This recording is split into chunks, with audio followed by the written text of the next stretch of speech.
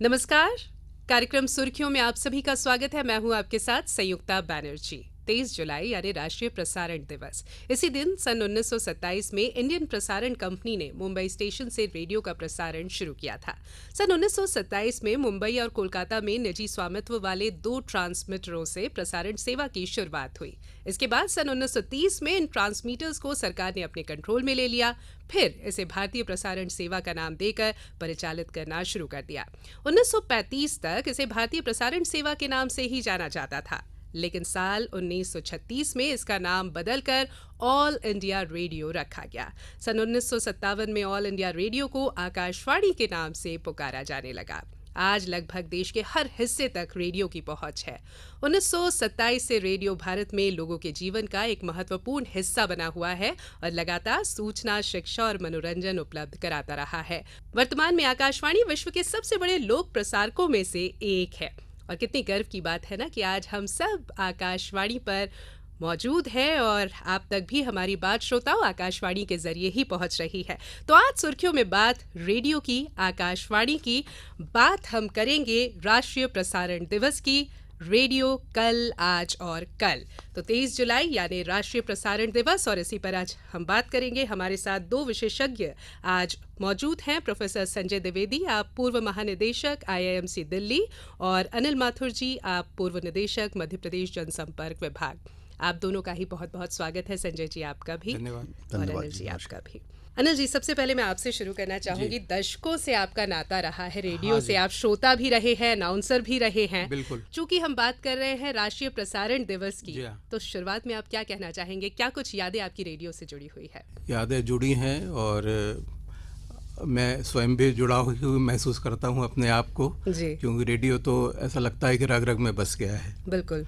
और इसकी वजह भी है, जब बचपन से रेडियो सुनते थे तो एक समय ऐसा आया जब ये महसूस हुआ कि हम भी ऐसा कर सकते हैं, जैसा ये प्रसारण कर रहे हैं हम भी शायद ऐसा कर सकते हैं। तब यहाँ आके बातचीत की, बहुत छोटे थे, थोड़ी दिक्कतें आई, लेकिन अल्टीमेटली वो शुरुआत हुई उसकी 73 से एक वार्ता के माध्यम से।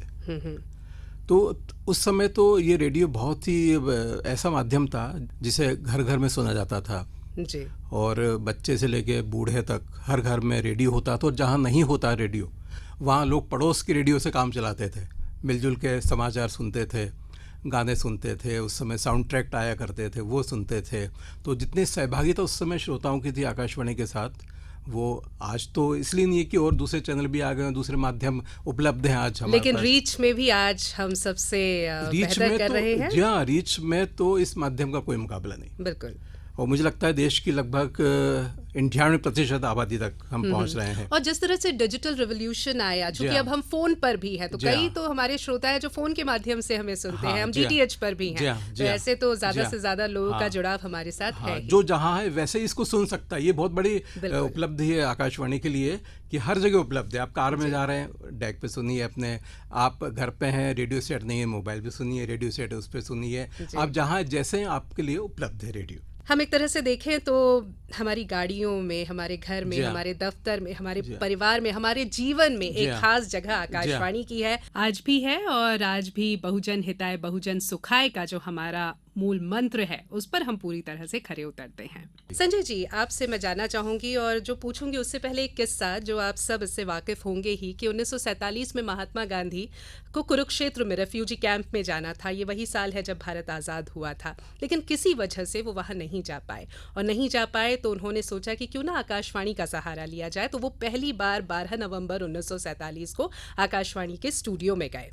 वहाँ जाकर उन्होंने एक बात कही। उन्होंने कहा कि मैं यहाँ एक शक्ति महसूस कर रहा हूँ, मैं महसूस कर पा रहा हूँ कि यहाँ एक शक्ति है। वही शक्ति हम आज देख रहे हैं कि हमारे देश के जो प्रधानमंत्री हैं, वो पिछले 9 सालों से उनका जो एक कार्यक्रम है, एक माध्यम है जिससे वो दुनिया के तमाम लोगों से जुड़ते हैं, भारतीयों से जुड़ते हैं, मन की बात, उसके लिए भी उन्होंने आकाशवाणी का ही चुनाव किया। आप रेडियो में किस तरह की शक्ति देखते हैं, महसूस करते हैं? देखिए, रेडियो की जो ताकत है ये तो सबसे बड़ी है कि इसकी रीच जो है और आखिरी आदमी तक पहुंचता है और कोई वर्ग भेद नहीं करता, सबके लिए उपलब्ध है। गांव में, खेतों में, खलिहानों में, पहाड़ों में, जंगलों में, जहां भी आप हैं वहां तक इसकी आवाज़ आप तक पहुंचती है और आपकी बातें करता है। और मुझे लगता है कि आकाशवाणी को जिस तरह से मन की बात के माध्यम से प्रधानमंत्री जी ने उपयोग किया, शायद इसीलिए किया कि वो आखिरी लोगों तक पहुंचना चाहते थे, अंतिम व्यक्ति तक पहुंचना चाहते थे। और मुझे लगता है इस दौर में कम्युनिकेशन के एक तरह से सबसे सक्षम उपयोगकर्ता के रूप में प्रधानमंत्री जी सामने आते हैं। और उन्होंने अगर आकाशवाणी का चयन किया तो इससे ही ये साबित हो जाता है कि आकाशवाणी सबसे पावरफुल, सबसे प्रभावी और सबसे श्रेष्ठ माध्यम है, क्योंकि सब सर्वश्रेष्ठ व्यक्ति ही सर्वश्रेष्ठ का चयन करता है। और मन की बात पे उन्होंने जिस तरह से लोगों का प्रबोधन किया और उसके 100 एपिसोड पूरे होने पर जिस तरह से पूरे देश में इसका जश्न मनाया गया, वो अपने आप में आकाशवाणी की उपादेयता को साबित करता है। बिल्कुल। आप भी कुछ कहना चाहेंगे अनिल माथुर जी, क्योंकि जी हाँ। आपने भी इस शक्ति के साथ तो आपने काम भी किया है। काम भी किया है और इसकी उपादेयता बहुत ज़्यादा है। जी। मैं आपको एक किस्सा सुनाता हूँ। मैं धार ज़िले में पदस्थ था, ये 89 की बात है। तो उस समय बस्तर की कोई महारानी दौरे पे थी धार में, और धार के पास उनकी कोई दुर्घटना हो गई थी। और तमाम प्रयास करने के बाद भी प्रशासन, बस्तर जिला प्रशासन से संपर्क नहीं कर पा रहा था। जी। मुझे 1:30 बजे जिला कलेक्टर ने बताया कि ऐसा ऐसा हो गया है, लेकिन हमारा कम्युनिकेशन नहीं हो पा रहा है वहाँ। तो मुझे लगा कि 2:20 का बुलेटिन जाने वाला है आकाशवाणी भोपाल से। तो मैंने तुरंत यहाँ एक लाइटनिंग कॉल लगाया। उसमें कॉल लगाने पड़ते थे। जी। और ये बात मैंने यहाँ बता दी और समाचार एक बना के बता दिया 4 लाइन। और देखिए कितना असर हुआ। 2:20 पे जैसे ही समाचार प्रसारित हुआ, वैसे ही 2 मिनट बाद ही कलेक्टर के पास, बस्तर कलेक्टर का फ़ोन आ गया, कम्युनिकेशन हो गया। वाह। कितना बड़ा माध्यम, कितना सशक्त माध्यम है, इसका जीवंत उदाहरण है। वाह, बहुत बहुत अच्छा उदाहरण आपने दिया। और 2:20 का वो बुलेटिन जो जी है हाँ। अब भी आता है, बस 2:20 की जगह उसका वक्त अब हाँ। थोड़ा 10 मिनट पहले हो पहले गया हो है, गया। 2:10 हो जी गया हाँ। है। लेकिन ये भी एक बहुत बड़ी बात बहुत है बड़ी बात, आज हाँ। के दौर में, जब इतने टेलीविजन, एफएम चैनल्स है और सबके वक्त, कार्यक्रम सब बदलते रहते हैं, हम आज भी, हमारा जो एक स्टैंडर्ड है, जो जी हमारी हाँ। पहचान है, जी उस हाँ। पर आज भी हम जी हाँ, कायम जी हैं। हाँ। उसके कितने श्रोता थे इसका भी अंदाज लगा सकते हैं आप, जी। कितने लोग सुनते हैं इसको। हाँ, हाँ। आपको आश्चर्य होगा कि जब मंत्री दौरे पे आते थे तो वो कहते थे कि बुलेटिन में हमारा समाचार आना चाहिए। हाँ। और जब हम फ़ोन करके समाचार लिखा भी देते थे और वो कार में सुन लेते थे बुलेटिन, तो इतना ज़्यादा प्रसन्न होते थे कि देखिए अब 1 घंटे पहले हमारा प्रोग्राम हुआ और उसमें हमारे समाचार, इसमें हमारा आ गया प्रोग्राम का समाचार। जी, कितनी प्रसन्नता की बात होती थी। और उनके क्षेत्र के सब लोग भी सुनते थे उसको। जी। तो ये जो क्रेज़ था आकाशवाणी को, जो क्रेज़ अब भी बना हुआ है किसी हद तक, जी। वो बहुत ही महत्वपूर्ण है। बिल्कुल। ये जो क्रेज़ था और आज भी बना हुआ है संजय जी, इसका एक बहुत बड़ा कारण है हमारी क्रेडिबिलिटी, हमारी विश्वसनीयता। आज भी लोग आकाशवाणी पर एक बार समाचार सुनकर ज़रूर चीज़ों को कंफर्म करते हैं। ये वो दौर है, क्योंकि आपने तो इस पर बहुत काम किया है, आप अलग अलग माध्यमों से जुड़े रहे हैं समाचार के। फेक न्यूज़ एक बहुत बड़ी समस्या है और लगातार हम लोग अलग अलग लेवल्स पर, अलग अलग स्तर पर उससे लड़ रहे हैं। उसे सही समझने की जो भूल कई बार आम लोग कर बैठते हैं, उससे किस तरह से हम निपट सके, इन सब तमाम उपायों पर हम काम कर रहे हैं। लेकिन ऐसे में आकाशवाणी एक इतना विश्वसनीय सोर्स है और पहुंच तो हमारी है ही। इस पर आप क्या कहना चाहेंगे?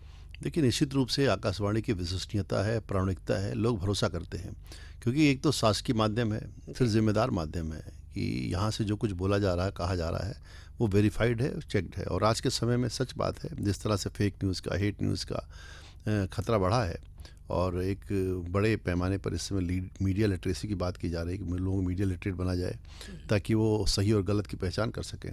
आकाशवाणी के साथ कभी ऐसी चीज़ नहीं रही, क्योंकि उसने हमेशा बहुत जिम्मेदारी के साथ, बड़ी प्रामाणिकता के साथ और बड़े जिम्मेदार लोगों के द्वारा परीक्षण के बाद खबरों को आगे बढ़ाया।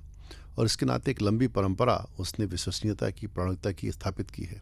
और इसके नाते जब आपको भरोसेमंद खबरों की तरफ जाना है, जब आपको सिर्फ आनंद के लिए खबरें नहीं सुननी है, बल्कि खबरों के सच्चाई को जानना है, तो आपको आकाशवाणी का सहारा लेना ही चाहिए। और आज के समय में जब फेक न्यूज़ का बाज़ार निरंतर बढ़ता जा रहा है, तो हमें निश्चित रूप से फेक न्यूज़ से बचना चाहिए। और मीडिया लिटरेट होने की हम सबको ज़रूरत है, समाज को भी ज़रूरत है, और जो मीडिया के लोग उन्हें तो ज़रूरत है ही। तो फैक्ट चेक जैसे उपायों को भी हम करें और जो विश्वसनीय माध्यम है उनसे ही खबरों को ग्रहण करें। बिल्कुल। संजय जी, आपसे मैं ये भी जानना चाहूँगी, क्योंकि हमने देखा मन की बात का हमने ज़िक्र किया और हमने देखा किस तरह से मन की बात एक जन आंदोलन बना। वहाँ से प्रधानमंत्री ने जो कहा या जो मिसालें पेश की, वो सब ने फॉलो करने की कोशिश भी की, चाहे वो सेल्फी विद डॉटर से शुरू हुआ हो या उन्होंने अमृत सरोवर की बात कही हो। कई ऐसे एक तरह से जन आंदोलन थे जिनकी शुरुआत मन की बात से कहीं ना कहीं हुई। अब इलेक्शन भी आ रहे हैं, असेंबली इलेक्शंस भी है, आने वाले समय में जनरल इलेक्शंस भी होंगे और हम देखते हैं मतदाताओं को जागरूक करना, जो कि एक बहुत बड़ी शक्ति है, बहुत बड़ा कार्य है, क्योंकि हम एक बहुत बड़े लोकतंत्र का हिस्सा है। तो ये जो अलग अलग पैमाने हैं, इन पे भी आकाशवाणी हमेशा से खरा उतरा है। इसको लेकर आप क्या कहेंगे? देखिए, निश्चित रूप से जन जागरूकता पैदा करने में, लोकमत निर्माण में, जनमत निर्माण में आकाशवाणी की बहुत बड़ी भूमिका है। क्योंकि देखिए, किसी भी चीज़ को लोगों तक ले जाना, उनका व्यवहार परिवर्तन करना, उनका मत बदलना, जैसे कोरोना के समय हमने देखा कि माननीय प्रधानमंत्री जी ने प्रभावित किया और हमारे जो शासकीय प्रचार माध्यम थे, उन्होंने किस तरह से लोगों को जागरूक किया, उनको स्वच्छता के बारे में, हाइजीन के बारे में, कोरोना से बचने के तमाम उपायों के बारे में लोगों को बताया और लोग उससे जागरूक है, उससे लोगों की जान बची और लोगों ने एक दूसरे को संभाला, ताकत दी और अपने जीवन में बहुत सारी चीज़ों को अपनाया। जैसे योग की बात हुई, नेचुरोपैथी की बात हुई, आयुर्वेद की बात हुई। तो पूरे कोरोना के अभियान के दौरान बहुत बड़ी भूमिका मुझे लगता है आकाशवाणी की रही है। संजय जी, आकाशवाणी की एक और बहुत बड़ी भूमिका है, वो है साहित्य हो, कला हो, संस्कृति हो, इन्हें हम किस तरह से और आगे बढ़ाए, लोगों तक पहुंचाए और इनके जो कलाकार हैं उन्हें किस तरह से एक बहुत अच्छा, बहुत प्रतिष्ठित मंच हम उपलब्ध करा सकते हैं। जो साहित्य, संस्कृति, कला, इन सारी विधाओं को मंच आकाशवाणी देता रहा है। नहीं तो बहुत सारे कलाकारों के बारे में हम जान नहीं पाते। शास्त्रीय संगीत के जितने बड़े कलाकार हैं, उनको पहली बार यहाँ मौका मिला, जिसके नाते पूरे देश और दुनिया ने उनको जाना। तो कला और संस्कृति के संरक्षण के रूप में, उसके संवाहक के रूप में भी आकाशवाणी का बहुत बड़ा योगदान है। तो भारत में जो संस्कृति कर्म है, भारत में जो संगीत का कर्म है, भारत में जो कला का कर्म है, इसको भी आकाशवाणी ने बहुत बड़ा मंच दिया और आकाशवाणी में देश के बहुत बड़े साहित्यकारों ने स्वयं आकर नौकरी की है। और आकाशवाणी की एक परंपरा रही है कि यहाँ पर श्रेष्ठ जो साहित्यकार रहे, पत्रकार रहे, रचनाकार रहे, कलाकार रहे, उनको भी ये मौका मिला। इस पक्ष को कई बार हम भूल जाते हैं आकाशवाणी के, कि जिस स्तर के संगीतकारों को समाज में मंच नहीं मिला, वो आकाशवाणी ने मंच दिया। उसके माध्यम से उनकी कला जो है समाज में भी आदर पाने वाली साबित हुई। बिल्कुल। कुछ दिन पहले ही एक कार्यक्रम मैं आकाशवाणी पर ही सुन रही थी और वहाँ पे जो बॉलीवुड के तमाम जो गीत बनते हैं, पहले तो क्योंकि लाइव उसका म्यूज़िक होता था तो बहुत बड़ी टीम होती थी, तो उसमें एक सज्जन जो बहुत अच्छा सैक्सोफोन बजाते थे, उनका इंटरव्यू चल रहा था और उन्होंने कहा कि कोई और चैनल हम लोगों तक पहुँचने की कोशिश भी नहीं करता, क्योंकि सब जो चेहरे दिखते हैं उन्हीं को सेलिब्रिटी मानते हैं, लेकिन आपने हमें रिकग्नाइज़ किया, ये बहुत बड़ी बात है। और मुझे लगता है ये भी अपने आप में एक बहुत बड़ी ताकत आकाशवाणी की है कि हम कला को या कंटेंट को ज़्यादा ऊपर मानते हैं। बिल्कुल सही कह रहे हैं। जितने चैनल हैं, जितने प्राइवेट न्यूज़ चैनल्स हैं या प्राइवेट रेडियो हैं, उनमें कहीं भी इन चीज़ों का कोई स्थान नहीं है, न संगीत का, न साहित्य का, न किसी कला का, है ना। सिर्फ आकाशवाणी ही है जो एक मंच प्रदान करता है और जो इनमें रुचि रखते हैं लोग, उनके लिए खास तौर से वो कार्यक्रम पेश करता है।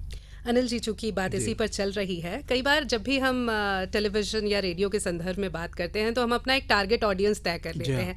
आकाशवाणी एक लौता है जिसका कोई टारगेट ऑडियंस की कोई सीमा नहीं है, कोई बाधा नहीं है। हमारे पास किसानों के लिए कार्यक्रम है, हमारे पास बच्चों के लिए कार्यक्रम है, हमारे पास युवा के लिए, बुजुर्ग के लिए, सैनिकों के लिए, गाँव के लिए, शहर के लिए। और यहीं से जो हमारा एक मोटो है ना कि हम बिल्कुल जो सुदूर अंचल का जो आखिरी व्यक्ति है उस तक अपनी पहुँच बनाते हैं। तो क्या आपको भी लगता है ये जो वेरिएशन है, वर्सेटिलिटी है, ये इसमें बहुत बड़ा योगदान देता है?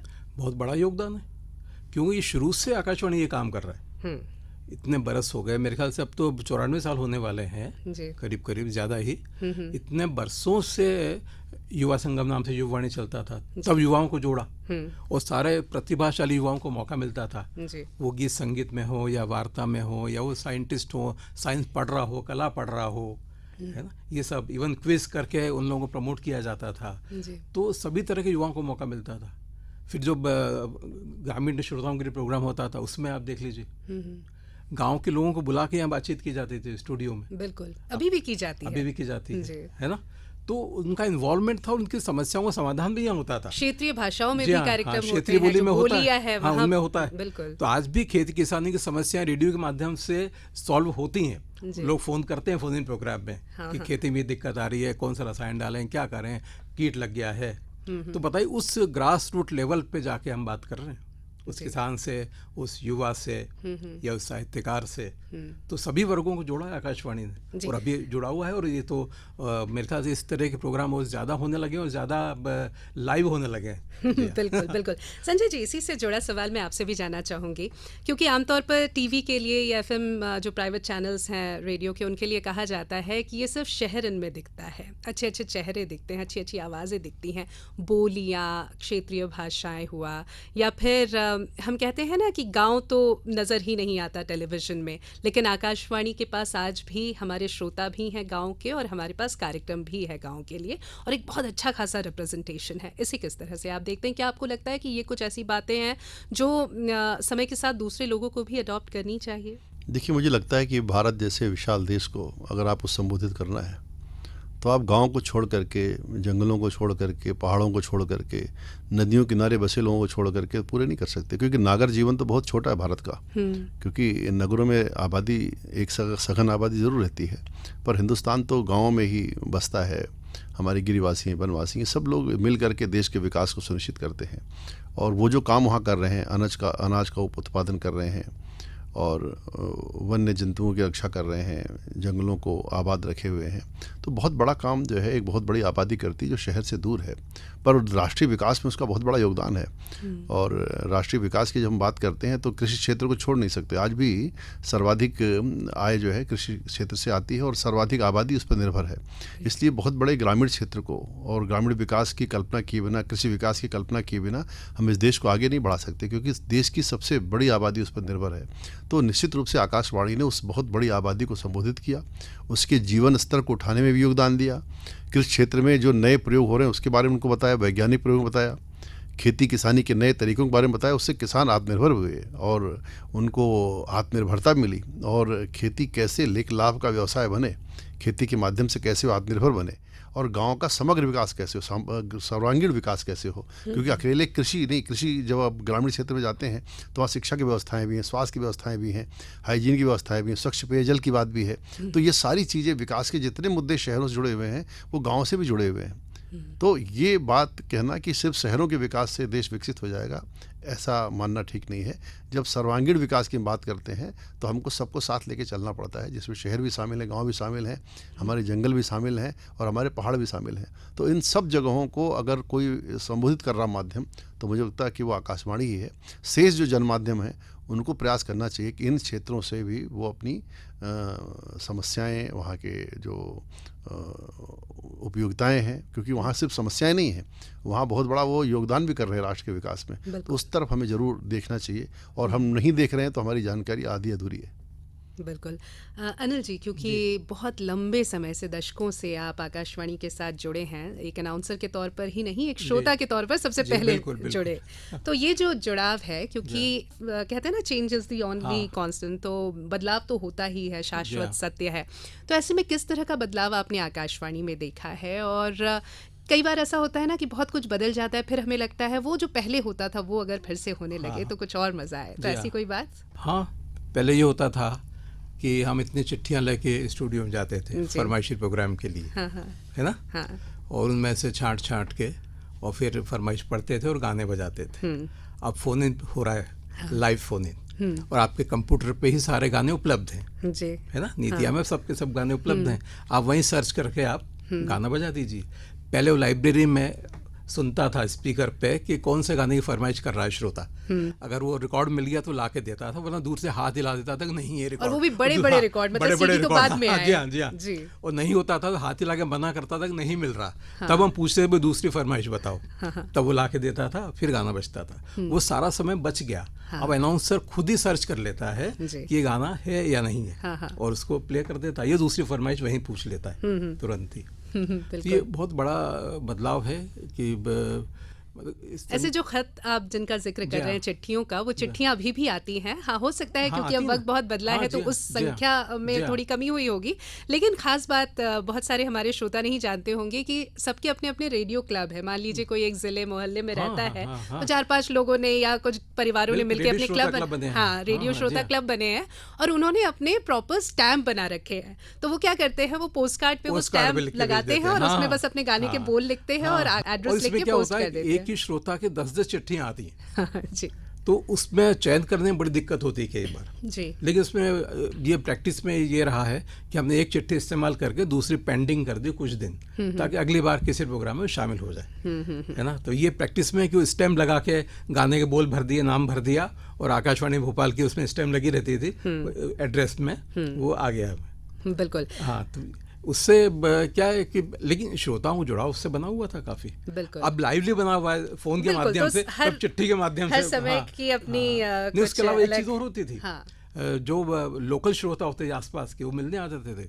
हाँ, आवाज सुन ली कि आज वो हैं, तो अपने स्टूडियो बाहर आ गए ऑफिस में कि निकलेंगे तो मुलाकात हो जाएगी। हाँ, ये भी होता था। तो फैन क्लब थे, आज भी हैं और माध्यम थोड़े बदले हैं, अब डिजिटल पे ज्यादा हो गए, फेसबुक पे हमारे साथ लोग हैं, दूसरे सोशल मीडिया पे हैं, लेकिन हैं। एक किस्सा संजय जी, अनिल जी, मैं सुनाना चाहूंगी। मुझे कभी पता चला था आकाशवाणी के बारे में कि पहले पोर्ट ब्लेयर में, चूंकि एक तरह से हम देखें तो अंडमान निकोबार एक तरह से कटा हुआ हम कह सकते हैं द्वीप है, और वैसे में वहाँ पर जब मंडियों में अनाज जो बेचे जाते थे या सब्जियां जो बेची जाती थी, उनके भाव बहुत रैशनल नहीं होते थे। जिसका जो मन आया वो भाव ले लिया, तो लोग बड़े परेशान रहते थे कि कैसे हम ये सब्जियां खरीदें, ये तो हमारी पहुंच के ही बाहर है। इस पर संज्ञान लेते हुए रेडियो पे से हर शाम को था एक सूची वहां से प्रसारित की जाती थी, ब्रॉडकास्ट की जाती थी कि आज ये रेट है, तो आपको एक बेसलाइन पता हो गई। पोर्ट ब्लेयर में उसी हिसाब से मंडियों में रेट फिक्स होने लगे और लोग उसी हिसाब से पहले सुनते थे रेडियो पे, आकाशवाणी पे कि क्या आज का रेट लिस्ट है, क्या भाव है, उसके बाद वो खरीदने जाते थे। संजय जी, आपसे मैं जानना चाहूंगी, मतलब बहुत बड़े बड़े बदलाव की तो हम बात करते ही हैं, बहुत बड़े बड़े स्तरों पर तो आकाशवाणी हमको छूता ही है, हमारा मनोरंजन भी करता है, हमारा एजुकेशन भी कर रहा है, लेकिन इस तरह के माध्यम से भी वो हमारे जिंदगियों को उसने छुआ है, आज भी छू रहा है। इसे किस तरह से आप देखते हैं? निश्चित रूप से देखिए, समाज जीवन का कोई ऐसा क्षेत्र नहीं है जिसमें आकाशवाणी ने हस्तक्षेप न किया हो। हर जगह उसने अपनी हस्तक्षेप किया और लोगों की जानकारियों में इजाफा किया, लोगों के जीवन स्तर को उठाने का भी काम किया और बिहेवियर चेंज कम्युनिकेशन का भी काम किया। लोगों की जो आदतें थी बदली और लोगों में अच्छी आदतें आए, लोगों का अच्छा व्यवहार अच्छा हो, लोग अच्छी तरह से, और भाषा सिखाई, सबसे जो बड़ी बात है, भाषा सिखाई, बोलियों का संरक्षण किया, साहित्य संगीत का संरक्षण किया और हर उस व्यक्ति को आवाज़ दी जो बेजुबान है, जिसकी आवाज़ दूर तक पहुंच नहीं सकती। खासकर बोलियों के क्षेत्र में जो काम हुआ, जो हमारे लोक कलाकार हैं स्थानीय स्तर पर जो काम करते हैं, उनको आवाज़ दी। और आप देखिए कि प्रातः के कार्यक्रम में रामचरितमानस की वाणी कब से गूंज रही है, पूरा देश भगवान राम के चरित्र को, शुरुआत हुई थी, भोपाल के शुरुआत हुई, गौरव भोपाल को, और पूरा देश भगवान राम की वाणी को सुनता है। तुलसीदास सुबह सुबह उनके घर पहुंचते हैं, तो ये कोई साधारण बात नहीं कि सुबह से लेकर शाम तक, देर रात तक वो जो है आपके ज़िंदगी से जुड़े हुए विषयों को उठाता है, आपके जीवन में किस तरह से अच्छे विचार आएँ और किस तरह से आपके जीवन में सकारात्मकता है, किस तरह से आप इस राष्ट्र जीवन के विविध क्षेत्रों में अपना योगदान सुनिश्चित कर सकते हैं। तो सिर्फ मंच ही नहीं देता बल्कि मौका भी देता आपको, और आपको समाज में स्थापित भी करता है और सामान्य आदमी के जीवन में हंसी खुशी खुशहाली पैदा करता है। मेरे बड़े पिताजी तो किसान हैं और गाँव में रहते थे, अभी भी गांव में रहते हैं, अब तो काफ़ी वृद्ध हो गए हैं, 80 साल से ऊपर की उम्र है, पर खेत में काम करते उनका एक ही सहारा होता था, आकाशवाणी। वो रेडियो लेके खेत की मेड़ पे रख देते थे और खेती का काम करते रहते थे, बैल जोतते रहते थे या हिंगाते रहते थे या खेती करते रहते थे, पर 24 घंटे उनका कोई सहारा था उस मतलब एक तरह से सुनसान इलाके में, तो आकाशवाणी हुआ करता था। मतलब वो बराबर वो और बहुत अपडेट रहते थे, जो खबरें हमें पता थी वो खबरें उनको पता थी, जो गाने हमने सुन रखे थे वो गाने उनने भी सुन रखे थे, पर उनका काम कभी रुकता नहीं था क्योंकि उनके साथ 24/7 उनका रेडियो रहता था। जी, रेडियो के साथ यही बहुत सहूलियत है कि आप रेडियो के लिए आपको एक जगह पे बंधना नहीं पड़ता, रेडियो आपके साथ साथ चलता है। और अब तो चूंकि वो मोबाइल में है, वो हर जगह है, आपको देखना भी नहीं पड़ता, सिर्फ सुनते रहिए, अपना काम करते रहिए। बहुत डिस्ट्रैक्शंस होते हैं, मतलब मैंने किसी को ये बोलते नहीं सुना कि मैं जब 12वीं की परीक्षा की तैयारी कर रहा था तब मैं टीवी देखते देखते तैयारी कर रहा था, लेकिन ये जरूर सुना है कि रेडियो पे गाने सुनते सुनते तैयारी की और अच्छा परिणाम भी आया। तो ये बड़ी अच्छी बात है। आपने संयुक्त अभी जो भाव की बात की थी, जी, तो हमारे ग्राम सभा कार्यक्रम में लगातार मंडी के भाव जाते रहे जी, और बरसों जाते रहे। हाँ हाँ, प्रोग्राम खत्म होने के पहले मंडी के भाव बताए जाते रहे, आज भोपाल मंडी में ये भाव रहे। हाँ हाँ हाँ। तो जो आपने ये बिल्कुल बोर्ड वो प्लेयर एक का उदाहरण दिया, तो यहाँ प्लेयर का उदाहरण था, वो यहाँ भी होता है। और वहाँ का उदाहरण इसलिए दिया था क्योंकि वहाँ जब तक ये भाव नहीं जा रहे थे तब तक बड़ी अराजकता की एक स्थिति थी और लोग बेहद परेशान हो रहे थे। बिल्कुल। न्यूज़ की भी हम थोड़ी बात करना चाहेंगे, हालांकि हमने ओवरऑल जो बात की उसमें खबरों पर तो बात की ही, लेकिन आकाशवाणी की एक बहुत अलग और बहुत, जो हम लगातार कह रहे हैं, बहुत ही क्रेडिबल पहचान उसकी न्यूज़ की वजह से भी है और आज भी है। आज भी हम हर घंटे FM हेडलाइंस के माध्यम से लोगों तक पहुंच रहे हैं, ट्रांसमीटरों की संख्या लगातार बढ़ाई जा रही है, तो ऐसे में ज़्यादा अच्छी क्वालिटी तक, ज़्यादा दूर तक हमारी रीच हो रही है। खबरें तो हैं ही, बुलेटिन्स हैं ही, हमारे क्षेत्रीय बुलेटिन है, हमारे नेशनल बुलेटिन है। जी, निश्चित रूप से स्थानीयता को बहुत महत्व दिया है आकाशवाणी ने, कि स्थानीय सरोकारों से जुड़कर छोटे छोटे स्थानों की खबरें जब आती हैं तो एक पूरा एक जो विकास का एक जो पूरा मामला बनता है, क्योंकि देखिए सूचना अपने आप में शक्ति है। जब आप लोग सूचना देते हैं तो उनको एम्पावर्ड भी करते हैं, उनको ताकतवर बनाते हैं, और अपने ज़िले के बारे में, उसके विकास के बारे में सोचना, वहाँ जो डेवलपमेंटल गतिविधियाँ हो रही हैं उनके बारे में सोचना बहुत अच्छा काम है। मैं तो ये कहना चाहता हूँ एक वाक्य में कि भारतीय समाज की जो विविधता है, उसकी जो डाइवर्सिटी है, उसकी जो बहुलता है, उसको व्यक्त करने का सबसे बड़ा केंद्र आकाशवाणी रहा है। और जो आज प्रधानमंत्री कह रहे हैं कि हमें एक भारत श्रेष्ठ भारत बनाना है, उस काम की शुरुआत बहुत पहले आकाशवाणी ने कर दी, क्योंकि एक सूत्र में पूरे देश को बांध दिया। जब आकाशवाणी से जो चीज़ें आती हैं वो भारत की राष्ट्रीयता को, भारत के भारतबोध को, उसकी भारतीयता को भी कहीं ना कहीं रेखांकित करती हैं, और उससे एक भारत श्रेष्ठ भारत बनता है। एक आत्मीयता एक दूसरे के बीच पैदा होती है और एक दूसरे को जान करके हम साथ मिलकर आगे बढ़ने का संकल्प लेते हैं। और चलते चलते अनिल जी, क्या आप कहना चाहेंगे राष्ट्रीय प्रसारण दिवस पर आकाशवाणी पर? मैं कहना चाहूँगा कि संचार के जितने भी माध्यम में, उसमें सबसे सशक्त माध्यम आज भी रेडियो ही है। जी हाँ, इसके अलावा कोई माध्यम ना हो सकेगा, कभी ना हुआ है। ये हमेशा से रहा है और हमेशा रहेगा। इससे सशक्त कुछ नहीं हो सकता, जिसकी पहुँच जितनी दूर तक हो, जो सब जगह उपलब्ध है, तो इससे ज़्यादा किसी को क्या उम्मीद हो सकती है। और संजय जी, क्योंकि इतने लंबे समय तक कोई एक ही माध्यम के साथ जुड़ा रहे, ये आज के समय में तो संभव दिखता नहीं है, लेकिन आकाशवाणी के हमारे जो श्रोता हैं, वो जो पहले जुड़े थे वो आज भी जुड़े हैं, नए श्रोता लगातार जुड़ते जा रहे हैं। तो चलते चलते क्या कहना चाहेंगे? मेरा मानना है कि इस मंच का उपयोग राष्ट्रपिता महात्मा गांधी ने कहा, आपने अपने पहले नोट में कहा, और नेताजी सुभाष चंद्र बोस ने भी आज़ाद हिंद रेडियो चलाया। आज हमारे माननीय प्रधानमंत्री जो दुनिया के सबसे ताकतवर नेताओं में हैं, वो भी इस मंच का उपयोग कर रहे हैं। तो इसकी उपयोगिता स्वयं सिद्ध है। इतने महान लोगों ने आकाशवाणी का उपयोग किया है और आकाशवाणी के माध्यम से देश को एक सूत्र में बांधने का काम किया है, तो इसकी उपादेयता सिद्ध है। और यह माध्यम इतना ही सशक्त, इतना ही ताकतवर, इतना उपयोगी बना रहे, मैं ऐसी कामना करता हूँ और बहुत शुभकामनाएं देता हूँ पूरे आकाशवाणी परिवार को और आकाशवाणी के सभी श्रोताओं को। बहुत बहुत धन्यवाद संजय द्विवेदी जी आपका भी, और अनिल माथुर जी आपका भी हमारे साथ जुड़ने के लिए। धन्यवाद संयुक्त। बहुत आभार संयुक्त जी आपका।